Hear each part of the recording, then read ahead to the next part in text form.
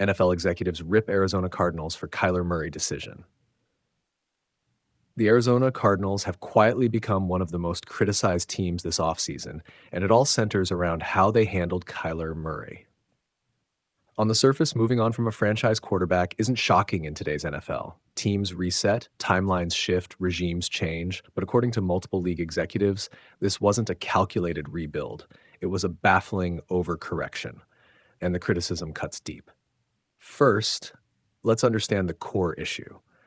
Arizona didn't just move on from Murray. They did it in a way that left value on the table.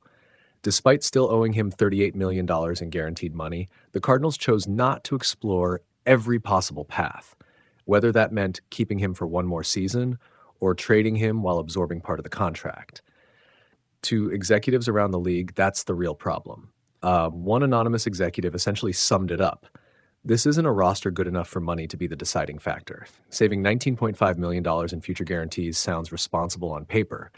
But when your team lacks a clear direction at quarterback, it starts to look short-sighted instead of strategic. And here's where things get worse. Arizona's current plan at quarterback?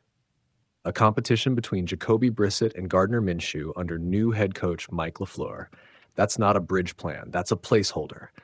Neither Brissett nor Minshew represents a long-term solution, and neither offers the upside Murray still brings when healthy and engaged. So the question executives keep asking is simple. What exactly was the plan? Because there were alternatives.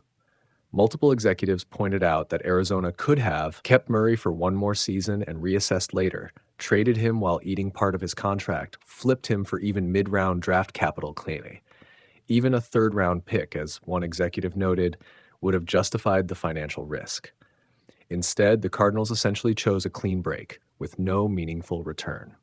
In a league where quarterbacks are the most valuable asset, that decision stands out. Then there's the most interesting what-if scenario. The New York Jets executives around the league believe a deal could have been structured where Arizona absorbs a large portion of Murray's salary, making him affordable for a team like New York. From a pure numbers standpoint, it could have worked, effectively turning Murray into a 2-year mid-tier contract for a team willing to take the gamble. But that deal never materialized. And that opens up another layer of concern. Was the issue financial, or was it about Murray himself? Reports have hinted that some teams had reservations about Murray's leadership style, work habits, and overall approach. Whether those concerns are fair or exaggerated, they clearly impacted his market. Still, even with those questions, Murray's talent is undeniable. We're talking about a former number 1 overall pick with elite mobility, high-end arm talent, and a track record of dynamic playmaking.